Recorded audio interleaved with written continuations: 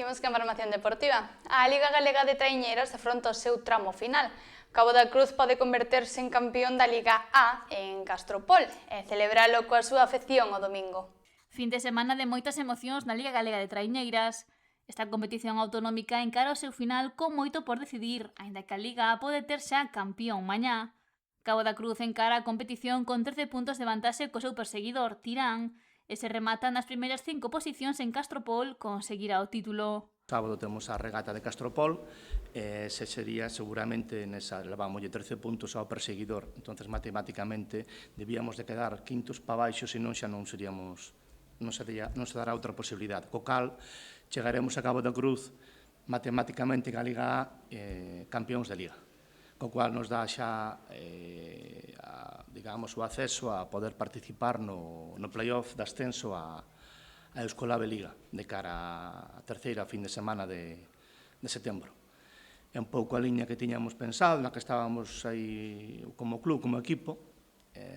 Demos o ano pasado un paso atrás para intentar fortalecernos e dar un paso adiante. Eso non quere dicir que se ascenda tan facilmente, é algo que costa moito, non? A primeira parada fin de semana é que pode rematar cos crucenses como campións de Liga e Castropol. Estará en xogo a 38ª bandeira Princesa de Asturias, prevista para mañá sábado ás 7:25 da tarde. E o domingo ás 12 do mediodía, os vermellos poden celebrar o título coa súa afección na 36ª bandeira Concello de Boiro. Cabo da Cruz depende de sí mesmo e logo de encadear 8 triunfos seguidos é o favorito para levarse estas dúas probas e coroarse na Liga A.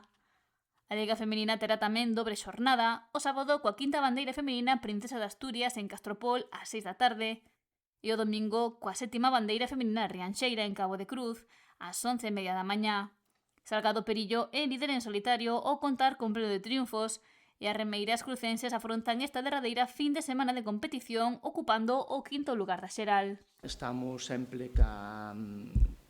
nun período de transición formativa, de intentar conxuntar as distintas categorías base que van ascendendo. Costa moito, non a nós solos, senón a todos os clubes femeninos.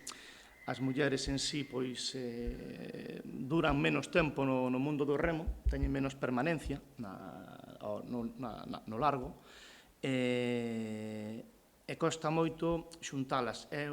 Estamos seguindo cambiando, entonces queremos intentar consolidar un equipiño que vayamos desde abaixo, pouquiño a pouco ascendendo para facer un equipo campeón.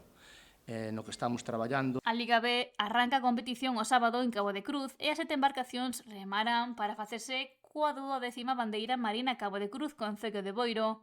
Os crucenses chegan a esta cita cuartos na xeral. Que é a Liga Base formada con moito orgullo, todo con xuvenís, para nós é un orgullo enorme. Estamos nesa liña de formación ascendente que é no que nos temos que nutrir, non temos outra forma. Nós non temos ese poder económico que teñen os equipos vascos, entonces temos que facer, para ser grandes, temos que salir da base, non nos queda outra. A clasificación está dominada por Rianxo, que avantaxa en 5 puntos a Salgado Perillo e en 7 a Puebla. Salvo sorpresa mayúscula, será o campeón da Liga. A regata da Liga B está prevista para o sábado ás 5 da tarde nas augas que bañan o porto de Cabo de Cruz.